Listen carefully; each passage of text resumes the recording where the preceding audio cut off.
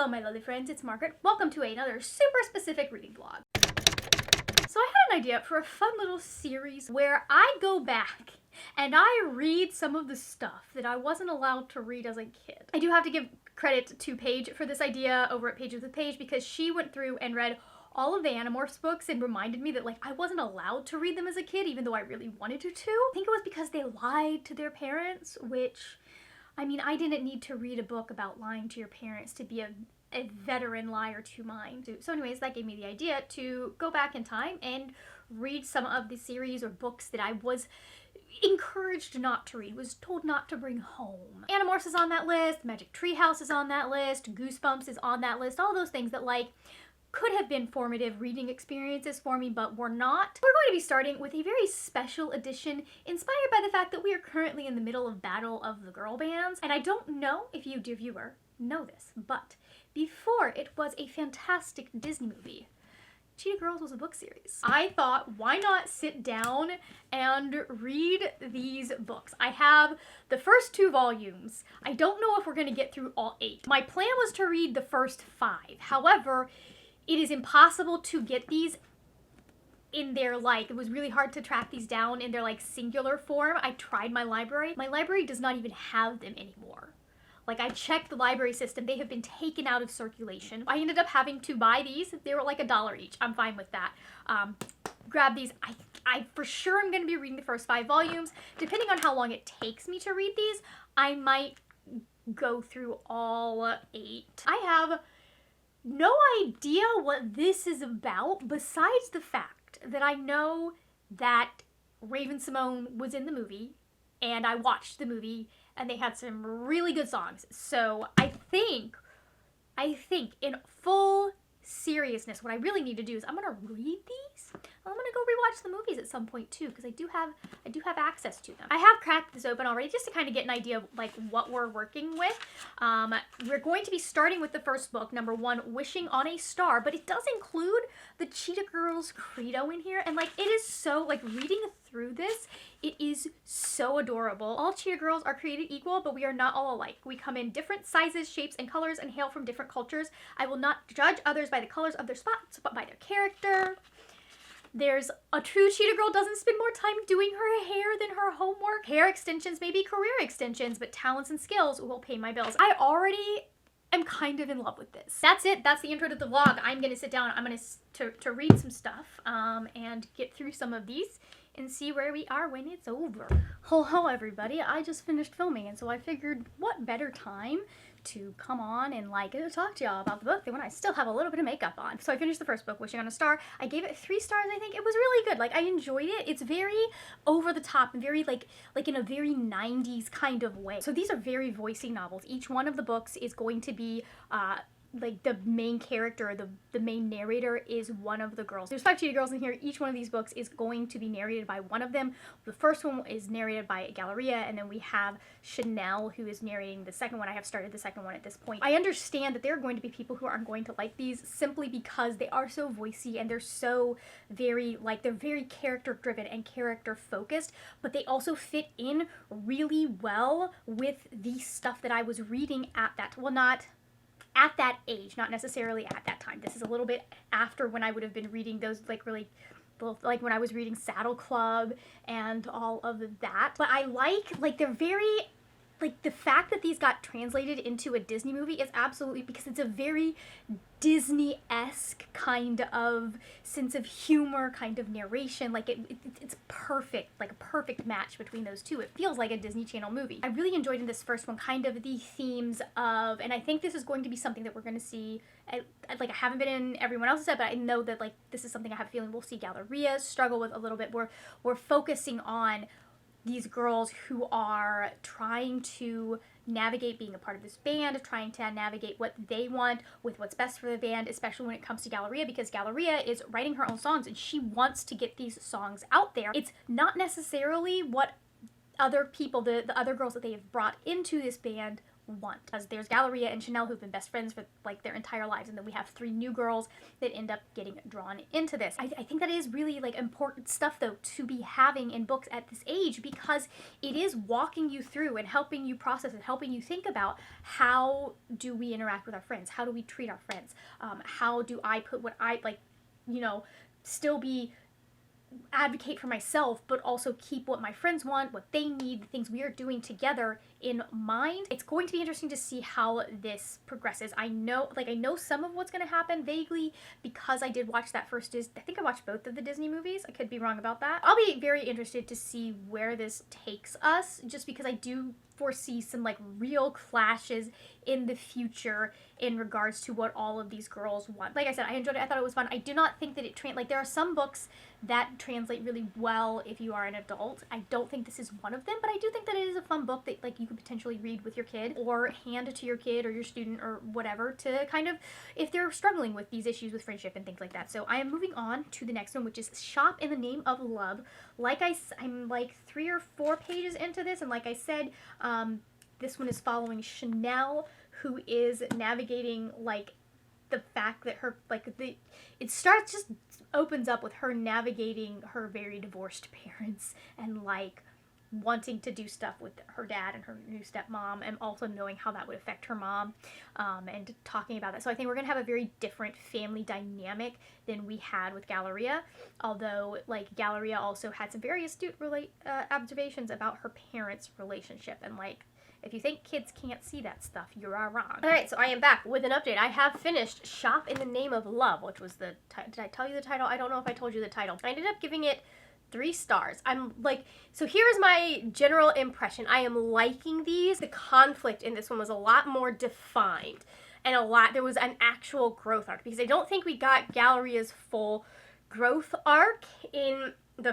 her book, because she's still struggling with some of that stuff as we are going forward. In this one, we had a little bit more concise and like not included, but like contained is the word, a little bit more contained. We're dealing with Chanel in this one. It's her point of view, and she is having some conflict in her life over the fact that like her mom is mad that her dad left her for a younger woman, and so she doesn't like that Chanel is close to her dad's new girlfriend, but Chanel still likes this new girlfriend. The new girlfriend is still very nice to her and still genuinely cares about her. And so we're seeing that conflict between the two of them, and then we're also seeing the fact that Chanel is not good with money. Like, she just kind of sees stuff and wants to buy it, and she ends up getting into a little bit of trouble in this one. And so we're seeing like that whole thing is contained in the one volume, or in the one little book that is Chanel's book. Working with friendship troubles is very relatable to teens and to the audience that we are dealing with, but I think Deborah Gregory did a better job of that in this book than she did in the first book. And that might just be because,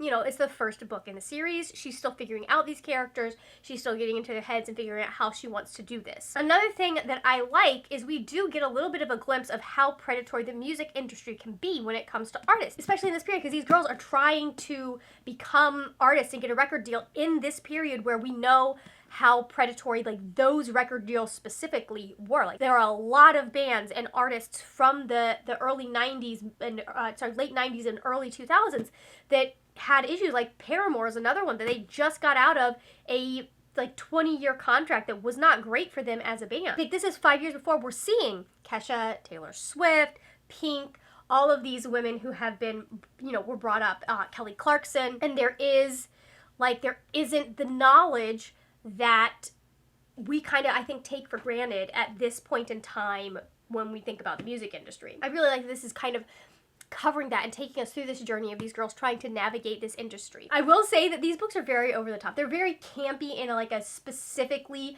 90s sort of way when it comes to having so much lingo and like inside jokes between the characters that they're not necessarily like explained out for the audience. I think that's going to rub some people the wrong way, but I enjoy it. I enjoy the campiness. I enjoy like the over the top just ridiculousness of some of this, because this is very like, I don't know, like this is This is definitely leaning into a caricature almost of these characters, and that is intentional because the author is using that as a way to make this a little bit fresh and fun. I think she does that really well for the most part. There have been a couple of places where I'm just like, there's too many, like, there's too many lingo. There have been a couple of places of that where I'm just like, girl, that you don't need all of those words in that one sentence as we're describing. Like, it's setting a tone and a mood, but we're going a little bit overboard. And it's specifically like, we are cramming too much into one sentence kind of thing versus like, this is a problem in and of itself. The other thing that I did notice about the language is, I don't know how, I would have to look up reviews. I don't know how well the fact that Chanel is part Dominican and grew up speaking Spanish is handled in this book. It did come off a bit as like a native English speaking writer doing a Spanish speaking character, and like not like that's not how it works. Like, there are a lot of Hispanic and Latinx reviewers that talk about this kind of phenomenon in books and movies, in TV shows. I also think that's something that we were not as aware of in the late 90s. And definitely those conversations were not being, what they probably were being had, they just were not mainstream. I do think that like that could have been handled a little bit better, and I think the author potentially would have done things a little bit differently now. The next one I believe is Dorinda's book.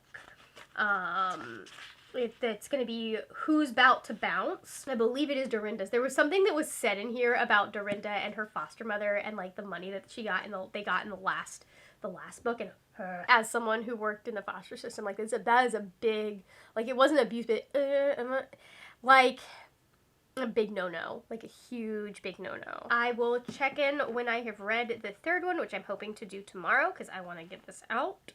Actually, no, I'm hoping to have the third one done by the end of the evening, so you may see me again today. You may see me tomorrow morning. Hello, I am here, and I wanted to give you guys a little mid-book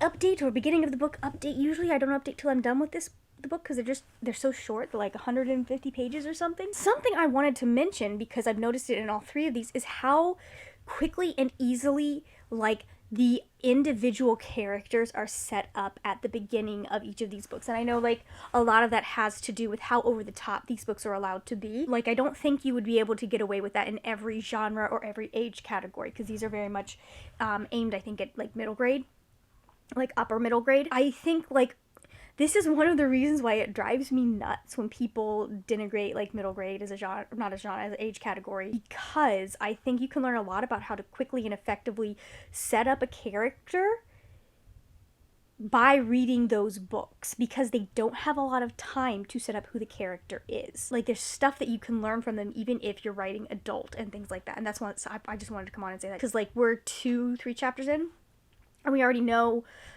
just so much about Dorinda's thought process and who she is in a person, and not just because there have been 2 other books that she's been in, because each of these books are very much from that person's point of view. It's very focused on their lives and their internal, like, stuff going on, so we don't see as much of the other girls. They're there and we get them in dialogue and stuff, but we don't, like, they're a very small part of the story, if that makes sense. I am side-eyeing this foster situation just a little bit still.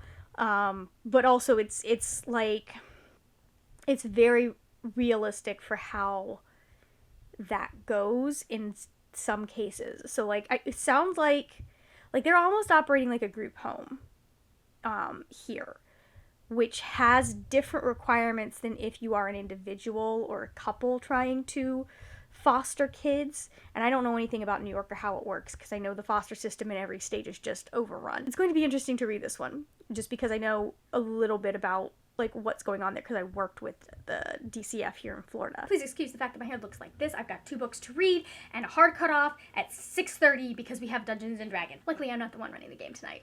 That's next week, probably. Unless it doesn't work for my players. Anyways, we finished Who's Bout to Bounce. That's still Dorinda's. There were some choices made in this one that I'm not sure why the choices were made. Let me state, for the most part, I liked this. I can't tell you what the choices were because they are spoilers for the end of the book. But, like, there were choices made in regards to Dorinda and her status in her foster home that I was like, who thought this was a good idea? idea. I don't know, because like it could just be introducing that to kids in a way that is still fun and light, but at the same time, like knowing the struggles that I know foster families go through and foster kids especially go through. I don't know how I feel about that. For the most part, I think so far have liked Dorinda's the best. She is dealing with the fact that none of her friends know that she's actually much younger than them because she moved ahead a grade because she's so smart. And then she's also dealing with the fact that an opportunity comes up, but that opportunity might also clash with her being in the Cheetah Girls and doing all of this. And I like that we're exploring these things and watching these kids work through having to make these choices and having to think about how it affects the group and not just themselves. And we're seeing them, especially Dorinda, being a very compassionate, empathetic character as a person. Now, she is definitely parentified. There's like 10 foster kids in her home, and she's been with her foster mom the longest, and so she actually ends up helping out a lot and doing different things. And there are some things where I'm like, as an adult, you should not be accepting this help, and then there are some things that I'm like, no, that's a natural older sister type of thing to do in this case. And she's navigating the fact that she's been there so long, and like she very much feels like this is her family with Mrs. Bosco, but also feeling like, but Mrs. Bosco really doesn't, like, she loves us and she takes care of us, but she also has to keep in the back of her mind that most of us will either be moving on to go be with relatives or will be adopted out. Like I said, so far, Dorinda's my favorite of the characters. She's the sweetest. I think she's got a lot of stuff going on that is very interesting, and I like how each of these girls, while they do have things that are kind of common for girls this age, they also each have their own separate struggles, and it shows how how different people handle different things, as well as showing how different things can affect how you handle things. A lot of Dorinda's story is about her being very insecure and feeling like she has to prove her need to be in the group, and I found that very relatable as someone who also felt like she had, like, not for probably anything my friends were doing, but felt like I have to prove that I am useful and deserve to be loved by people, by my friends. That's the whole thing. There's probably a therapist that could make a lot of money unpacking that. I am moving on to Hey Ho Hollywood, which is Aqua's book. Now, if you don't know, if you've only watched the movie, I believe Aquanet is the only one of the Walker girls that is actually in the movie. They just completely erase Anjanette, but the Aquanet is actually twins with Anjanette, and so it's 5 girls in the group in this case instead of 4. It's very interesting because I think I'm getting the feeling that we are going to be exploring Aqua being separate from her sister to some extent, because we just opened this book talking about how well they know each other and how alike they are, and I was just like, I feel like this is going to be a theme, if not in Aqua's, in Angie, although Angie's, it might make more sense because she is the quieter of the two. They are dealing with the fact that their parents are currently getting a divorce, and her dad has moved to New York. Her mom is still in Houston, but because her mom travels, it was decided that the girls were going to stay with their dad for the most part. And so they are dealing with the fact that they have moved. They're dealing with the fact that their dad has a new girlfriend who they don't quite know feel all that great about necessarily. So I'm very intrigued to see what we are actually going to be exploring through Aqua's perspective. We've been building up to a very specific moment, and I have a feeling that that's going to be like kind of the climax of these first 4 books and propel us into the next volume. I'm not sure. I don't know. Like, there's a part of me that just wants to cut it short here and then maybe do a follow-up at a later date at some point, but I'm not sure.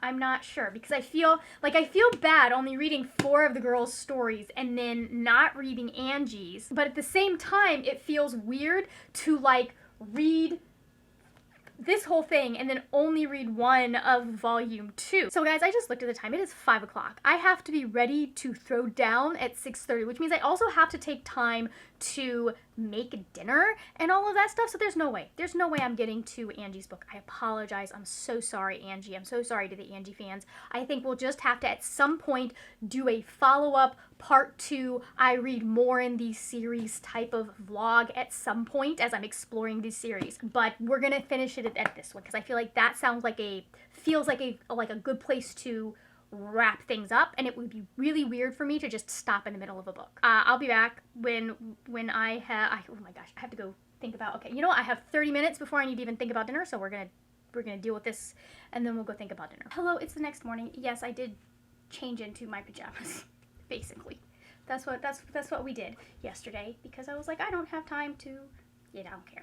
Anyways, I'm pretty sure that that's against the Cheetah Girls credo, but I have finished all 4 of the novels in volume 1 of the Cheetah Girls, Living Large. This is a solid 3 stars. I enjoyed it. I think it was fun. It's very 90s in a way that is very nostalgic. It feels very Disney Channel, and again, a way that feels very nostalgic, so it worked for me. I do not think it is going to work for a lot of people, and I don't know necessarily how well it would work for the age it is aimed at now. I think probably if we're talking about like 8, 9, 10, 11, 12-year-olds, this would work real well, because the girls are like between 12 and 14, or 12 and 13. It's the upper end of middle grade. I do think that like as you get into the older ages, kids seem to take themselves a lot more seriously and want stuff that's cool now, so I don't, like, this might be too fun for some kids, but I thought it was fun, and I think it's a good read if you've got teen girls and you're wanting to have a book that talks about friendship and the things that are going on. This last one, we are working or following Aqua. I really was interested in how they handled the one plot point that I thought they were leading up to, because it wasn't like kind of the crescendo ending moment of the series. That was actually of the volume. That was actually something else, and I thought that was very interesting how they did that. Aqua, like, reading this, I was just like, this feels very like tween, very beginning teenage years, because some stuff happens at the beginning, and Aqua thinks that is the worst thing that could have ever happened, and she lists things like her grandma dying, her dad and her mom getting divorced, like so over the top, and I was just like, that tracks though for how old she is and where she is. Like it's one of those things where, like, I think as an adult reading it, you're like, sweetie, that is not the worst thing that happened to you. You're gonna get over it. This is what happens when you're doing what you do.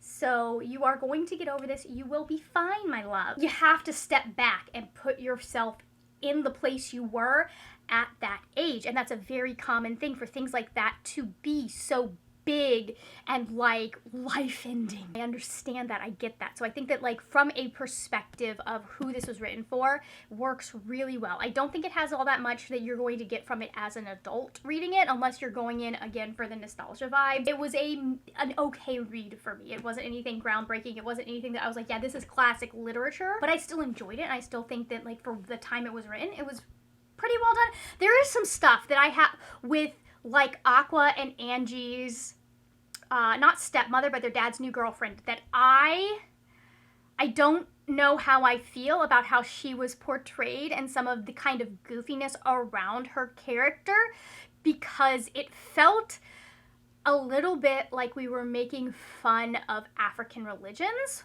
or like this woman was a con woman who was using the fact that Americans don't know shit about African religions to manipulate. And I don't know which one that was. I will find that out, I'm sure, later in the series.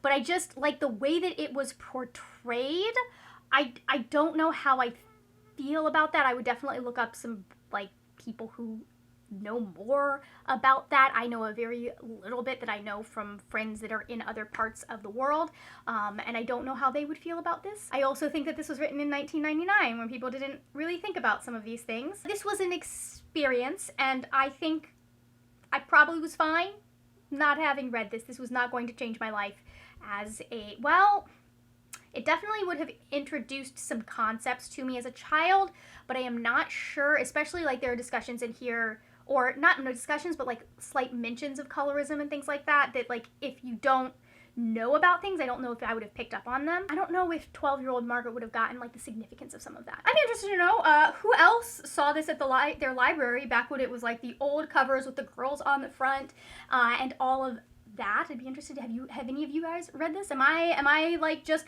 unearthing something that has not been on anyone's radar? Or do some of y'all actually read this as kids? And do you have thoughts on any of the things that I have said in regards to this book? Thank you so much for watching. If you enjoyed this video, please give it a thumbs up. Also, if you enjoyed this video, I will have another one of my super specific reading vlogs right up here. And whatever YouTube thinks you need to watch next, right down there. That is it for now, my friends. Happy reading, and I will see you later when we will talk about more wordy, nerdy things. Bye!